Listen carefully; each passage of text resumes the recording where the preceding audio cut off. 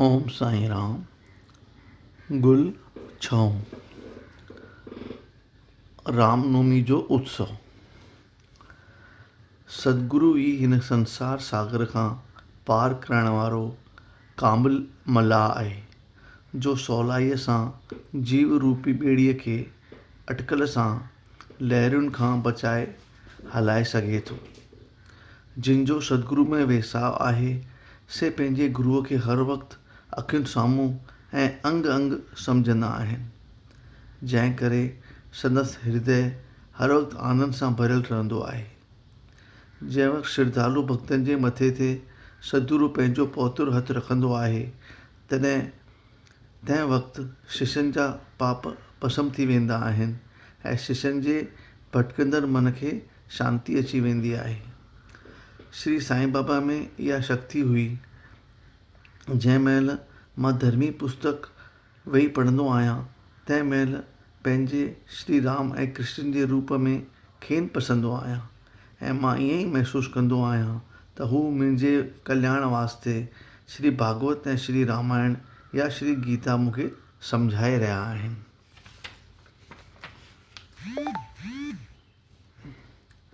कथा या वार्तालाप करण महिल संदसि ध्यानु करण सां मुंहिंजे अंदर में वेही मूंखां आत्मा ॿोलाईंदा रहंदा आहिनि, ऐं जे का रचना या कविता लिखणु वेहंदो आहियां त अनुभव कंदो आहियां त हू ख़ुदि अची मूंखे हथ सां लिखाइणु शुरू कंदा आहिनि। मूं मूर्ख में का बि समर्थी लिखण जी कान हुई, पर संदनि ई प्रेरणा ऐं कृपा सां संदसि पवित्र चरित्र लिखी सघियो आहियां। साईं बाबा जी आशीर्वाद। रामनवमी जे उत्सव समाप्त थियण बैदि श्री साईं बाबा आशीर्वाद ॾींदे चयो त मुंहिंजनि भक्तनि जे घर में अन्न ऐं कपिड़े जी कॾहिं बि कमी कान रहंदी। जेके मुंहिंजे शरण में अची मुंहिंजे हृदय सां मुंहिंजा उपासक बणिजनि था, उन्हनि जे कल्याण जी चिंता मूंखे सदैव रहे थी। इन करे भोजन ऐं वस्त्रनि जी चिंता त्याग करे ईश्वर जे नाम जी भिक्षा में घुरंदा करियो। संसारी कूड़ो मान ऐं लकब छॾे ईश्वर कृपा ऐं अभय ध्यान प्राप्त करण जी कोशिशि करियो त तव्हांखे सचो सन्मान मिलंदो। पंहिंजे इष्ट देव में ईमान रखी सभिनी इंद्रियनि ऐं मन खे ईश्वर चिंतन में मशगूल रखो, जीअं संसारी पदार्थनि ॾांहुं अव्हांजो मन डोड़ियूं न पाए। चित्त जी शांती प्राप्त करण खां पोइ अव्हीं निर्भय पद खे हासिल कंदा। मन जो हिकु हंधि ठका खाइणु सत्संग जो असर जी निशानी आहे। जेसिताईं चित्त जी चंचलता ख़तमु न थी आहे, तेसिताईं मन एकाग्र की न चई सघिबो। रामनवमी ऐं अर्स जे गॾियल मेले जो आरंभ। कोपरगांव में श्री गोपालराव नाले हिकु इंस्पेक्टर हो, जो बाबा जिन जो परम भक्त हो। हिन खे 3 स्त्रियूं हुयूं, पर कंहिं मां बि खेर ॿार कोन ॼाओ। श्री साईं बाबा जे शरण वठण खां पोइ हिन खे पुटु पैदा थियो, जंहिंजे ख़ुशीअ में 1897 में हिन खे वीचार आयो त शिरडी में अर्स जो मेलो लॻाइजे। जॾहिं तात्या पाटिल, दादा कोटे पाटिल ऐं माधवराव सां इहा ॻाल्हि अची चोरियई, तॾहिं हिननि खे इहा ॻाल्हि ॾाढी पसंदि पई ऐं बाबा जिन खां पिणु खेसि मंज़ूरी वठी ॾिनऊं। बाबा जिन जे आज्ञा मूजिबि अर्श ऐं रामनवमी जो साॻिए ॾींहं ते मेले मल्हाइण में हिंदू मुस्लमान एकता क़ाइमु करण जो ई असूल अमल में आंदो वियो। शिरडीअ में पाणीअ जी तंगी अॻे ई हुई।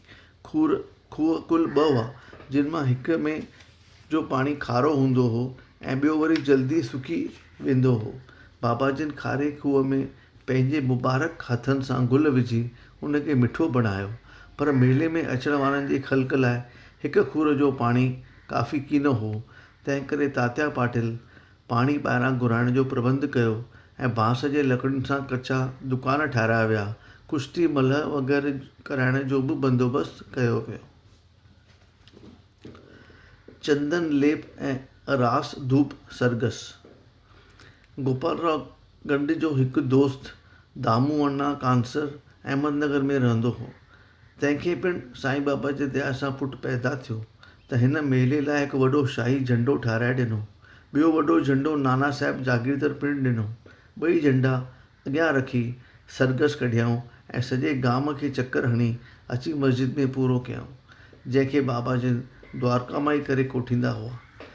जुलूस में आंदल हिंदुनि जा 2 झंडा ॿई मस्जिद ते मथां झूलिया विया ऐं मुस्लमान वरी चंदन घसे थालियूं ठाहे वास धूप ऐं लोबन खूब जलाए सरगस में सुगंध फैलाए छॾी। जॾहिं द्वारका माई मस्जिद वटि पहुता तॾहिं आंदल चंदन सां मस्जिद जे भितियुनि खे लेपो ॾियण लॻा। इहो ख़्यालु हिकु मुस्लिम भॻत जे मग़ज़ मां निकितो, जंहिं रामनवमी ऐं अर्श जो गॾियल मेले खे अमल में आंदो, जो अञा ताईं हलंदो पियो अचे। मुस्लमान भॻत जे मौत बैदि संदसि स्त्री चंदन जे लेप जो रवाजु चालू रखंदी आई। मतिलबु त हिंदुनि तरफ़ां रामनवमी जी सरगस ऐं मुस्लमाननि तरफ़ां चंदन लेप ऐं लोबान वास धूप समेत अर्श जे जुलूस जो हिकु अजीब संगम ऐं मेलाप जो नज़ारो हो। मस्जिद में रामनवमी जो मेलो मल्हाइण। बाबा जिन जा भक्त स्वयं शेवक थी बंदोबस्तु करण खे लॻी विया। ॿाहिरियों कमु ताता पाटिल पाण ते खयों ऐं अंदरियों रधण ऐं पचाइण ऐं प्रसाद वग़ैरह जो कमु राधा कृष्ण माई भक्तनि पाण ते हमवार कयो। उन सां गॾोगॾु हू मस्जिद जी सफ़ाई ॿुहारी जो कमु पिणु कंदी हुई। मस्जिद में धूनी ॾींहुं राति दुखण सबबु धुएं जे कारण भितियुनि ऐं छत ते लॻंदी रहंदी हुई, पर जॾहिं बाबा जिन वरी चावड़ी में सुम्हंदा हुआ तॾहिं हू सभागी भक्तण पियल सामान ॿाहिरि कढी छित खे छंडे पोइ पोची लॻाए छॾींदी हुई त जा राति जो सुकी वेंदी हुई ऐं सुबुह जो द्वारका माई बिल्कुलु साफ़ु ॾिसण में ईंदी हुई। बाबा जिन खे ग़रीबनि खे भोजन कराइण तमामु प्रिय लॻंदो हो। उन्हनि लाइ खाधो ऐं मिठाइयूं पिणु भक्तण राधा कृष्ण तयारु कंदी हुई, जो संदसि घर में ई तयारु कयो वेंदो हो। उन कार्य में केतिरा धनवान भक्त पैसे जी मदद कंदा हुआ। 1913 में भगत भीषम श्री साईं बाबा सुगुण उपासना जो लेखक अमरावती जे दादा साहिब कापड़ सां गॾिजी मेले खां हिकु ॾींहुं अॻे शिरडी में अची दीक्षित वाड़ा में टिकियो। जीअं दालान में पंधु करे रहियो हो त लक्ष्मण राय काका महाजनी पूजा जी सामग्री खणी मस्जिद ॾांहुं वञी रहियो हो। ॿिन्ही पाण में वीचार कयो त अर्श जो मेलो रामनवमी जे ॾींहं ते यात्रियुनि सां बिल्कुलु भरियलु थो रहे ऐं खूब थो मचे। तंहिं करे श्री साईं बाबा जे शुभ जनम ॾींहं ते प्रसिद्ध भगत हरिदास खे छो न घुरायो वञे, जो उन ॾींहुं अची कीर्तन ऐं कथा करे। भगत भीषम इहो ॿुधी चयो त मूं राम जनम साखी जा भॼन ठाहिया आहिनि, जे मां ख़ुदि ॻाईंदुसि। अवी हारमोनियम वॼाइजो ऐं राधा कृष्ण पिणु जे असां सां गॾु ॻाईंदी त वाह जी मौज मची वेंदी। पर अवल उन जी मंज़ूरी बाबा जिन खां वठण लाइ हलो त मस्जिद में हलूं। जॾहिं बाबा जिन वटि विया, अंतर्यामी बाबा जिन हिकदमि पुछियो, दीक्षित वाड़े में कहिड़ियूं सलाहियूं करे रहिया हुआ? इहो सुवालु ॿुधी वीचारो महाजनी त घबराइजी वियो, पर बाबा जिन जो मतिलबु न सम्झी निजी चुपचाप बीह रहियो। मथां वरी बाबा जिन भीषम खां चयो, क्या बात है? भीषम यकदमि रामनवमीअ उत्सव जे मल्हाइण जो नओं वीचार बाबा जिन अॻियां पेश करे चयो, कृपा करे पंहिंजी आज्ञा ॾियो त इहो मल्हायो वञे। बाबा जिन मुस्की वणायो, ठीकु आहे, भले ईअं करियो। इहो ॿुधी सभई ख़ुशि थिया ऐं रामनवमी उत्सव मल्हाइण जूं तयारियूं करण लॻा। ॿिए ॾींहुं मस्जिद द्वारका माई खे झंडनि सां खूब सिंगारियो वियो।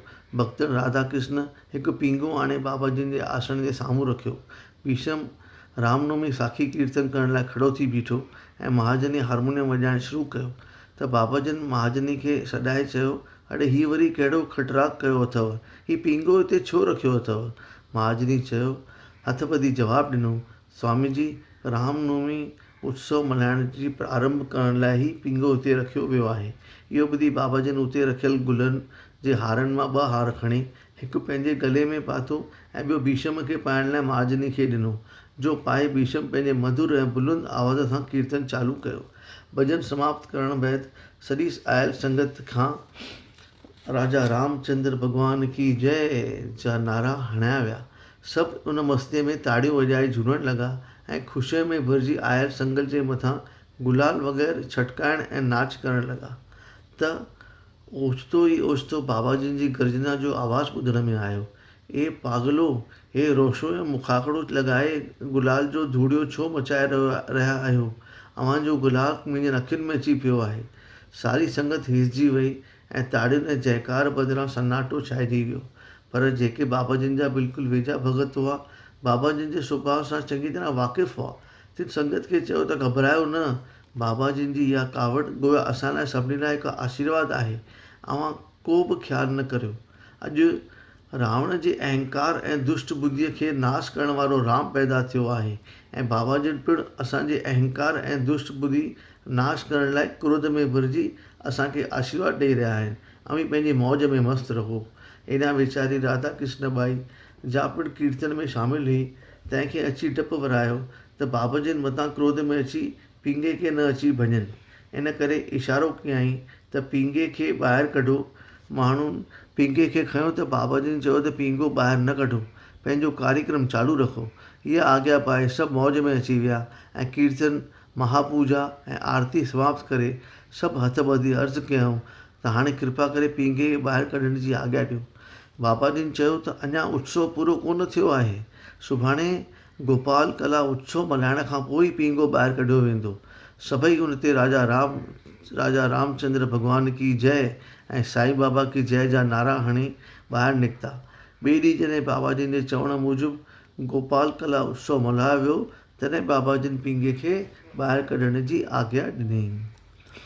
रामनवमी उत्सव में मिटीअ जे बर्तन में ॾुध ऐं पीहो मिलाए रखण जो रवाजु हूंदो हो। जो कीर्तन समाप्त थियण बैदि बर्तन खे भञी प्रसाद तौरु संगत में विरहायो वियो। पोइ 2 वॾा झंडा अॻियां करे सरघस कढियो वियो ऐं राति जो चंदन ऐं वास धूप जी जुलूस कढियो। रामनवमी जे ॾींहं वारे जलसे में राति जो फ्री अर्श जो मेले जो रूप वरितो। 1913 खां पोइ हर साल साॻे ॾींहुं रामनवमी अर्श जा मेला गॾु लॻंदा आया। उन बैदि भक्त राधा कृष्ण माई वरी नाम सप्ताह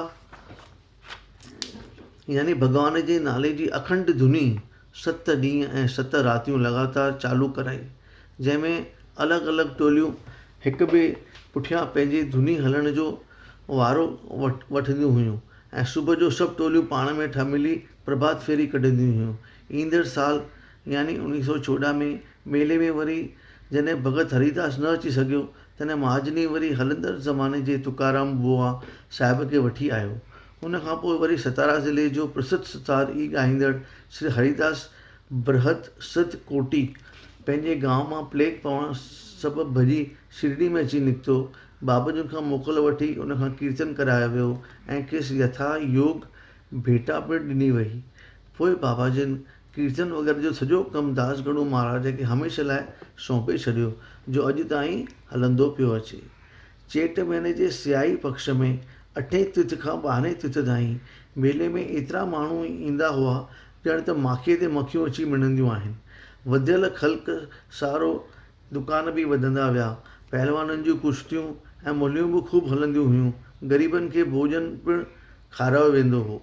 मतिलबु त कृष्णा माई भक्तनि जी ख़ूब परिश्रम ऐं जफ़ाकशी करे द्वारका माई जी मस्जिद खे हिकु संस्था जो रूप मिलियो ऐं पैसा बि जाम अचणु लॻा, जिन मां हिकु सुंदर घोड़ो, पालकी, रथ, चांदीअ जा बर्तन वग़ैरह वरिता विया। आम लंगर लाइ पिणु धन जी वर्षा पई थींदी हुई। उत्सव जे मौक़नि ते हिकु हाथी खे पिणु सर्गिस में खणो वेंदो हो, लेकिन बाबा जिन उन्हनि ॻाल्हियुनि में का बि दिलचस्पी कोन वठंदा हुआ। हर वक़्तु पंहिंजी त्याग ऐं उदासी वर्तीअ में रहंदा हुआ। मथनि मेलनि जे सर्कसनि ऐं जलूसनि में हिंदू ऐं मुस्लमान ॿई पाण में गॾु शामिल थींदा हुआ, जंहिंमें 5000 खां 7000 ताईं माण्हू शामिल हूंदा हुआ। तंहिं हूंदे बि कॾहिं मतभेद कोन पैदा थियो। ख़ल्क़ वधंदे वधंदे 75,000 ते पहुती त बि बाबा जी जे महिर सां उते न को कॾहिं का बीमारी फैली, न को दंगो फसाद थियो। द्वारका माई खे नओं रूप। जहिड़ी तरह रामनवमी ऐं अर्श मल्हाइण जो ख़्यालु अवल गोपाल खंड खे आयो, साॻी तरह झूनी द्वारका माई मस्जिद खे नए रूप ॾियण जो ख़्यालु पिणु खेसि ई आयो। हिन पथर लाराइण शुरू कया।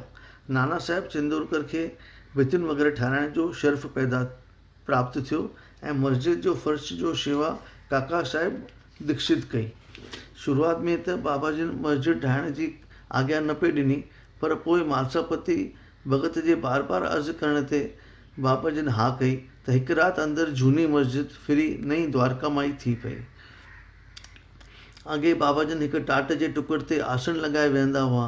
हींअर उहो उन टाट बदिरां नंढी गादी विछाई वई। मथियकार 1911 में कयो वियो। अॻे मस्जिद में आंगण नंढो हूंदो हो, हींअर उनखे वधाए उनजे छप्पर सां ढकण जी रथ रथी वई ऐं संगत जे चाढ़ियल भेटा ऐं ॿियनि श्रद्धालुनि जे ॾिनल माया सां लोह जा थंभा, काठ जूं बलियूं ऐं कैंचियूं वग़ैरह ख़रीद करे ॾींहं राति मज़दूर ऐं कारीगर विहारे लोह जा थंभा ज़मीन में खोड़िया विया। क्रोध ऐं प्यार जी लीला। लेकिन ॿिए ॾींहुं जॾहिं बाबा जिन चावड़ी मां मोटिया त खोड़ियल थंभा धूणे धूणे ज़मीन तां किराइण शुरू कयऊं। हिक हथ सां थंभे खे धोइण लॻा ऐं ॿिए हथ सां तात्या जे पोछण लाइ उनखे बाहि ॾियण किरायल थंभे जे खॾ में खणी फिटो कयऊं।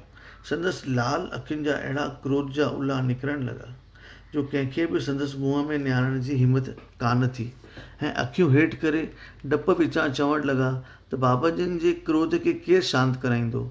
रंग जी में ज़बरदस्त भंग पइजी वियो ऐं आख़िर बाबा जिन जो हिकिड़ो कोड़ियो भगत हिमत झले संदसि अॻियां वधियो ऐं बाबा जिन खे धकु हणी अहिड़ो त धिको ॾिनो जो थापजंदो वियो।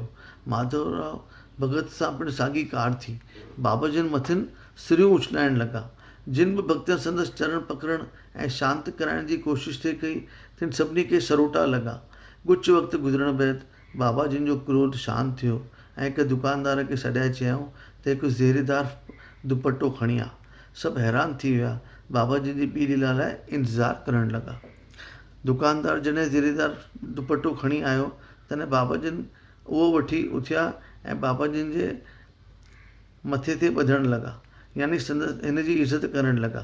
इहा विचित्र लीला ॾिसी सभु माण्हू दंग थी विया ऐं सम्झी न सघिया आख़िर बाबा जिन जे कावड़ जो सबबु ई कहिड़ो हो जो अवल तात्या खे धकु बुजो हणी धिको ॾिनऊं ऐं हींअर पंहिंजे मुबारक हथनि सां खेसि पग पाइण लॻा। रवाजी तरह बाबा जिन बिल्कुलु शांत रहंदा हुआ ऐं भक्तनि सां खिली वार्तालाप कंदा हुआ, पर कंहिं वक़्तु ओचितो ई ओचितो संदसि सुभाउ में जोश ऐं कावड़ भरिजी निकिरंदी हुई, जीअं जहिड़ी मथी लीला मां ज़ाहिर थिए थो। ॿियनि वक़्त ते पिणु संदसि कावड़ जिन जी लीला जो वर्णन द्वारका माई मस्जिद में थींदड़ उत्सवनि ऐं कारवनि जी संबंध में ॾिनो वेंदो। प्रभु जी अजीब लोकनि जी लीला पिणु अजब में विझंदड़ थींदी आहे, यानी मौलवी सां प्यार कंदड़ लोक बि मौली थींदा आहिनि। कंहिं वक़्तु टहिक ॾेई खिलंदा त वरी कंहिं वक़्तु रोईंदा, कंहिं वक़्तु बिल्कुलु चुपचाप में, कंहिं वक़्तु जोश में ईंदा ॾिसबा आहिनि। हू माण्हुनि जे ख़ुशि रहण जी का परवाह न करे पंहिंजे मौलवी लीला में मस्तु रहंदा आहिनि। जे भगत भॼी सभु भॼी वञनि त छा, जे चरणनि खे चिमिड़ी पवनि त छा, मतिलबु त परमात्मा जा प्यारा लाहुई ऐं लापरवाह थींदा आहिनि। ओम साईं राम। गुल छो पूरो थियो। ओम साईं राम।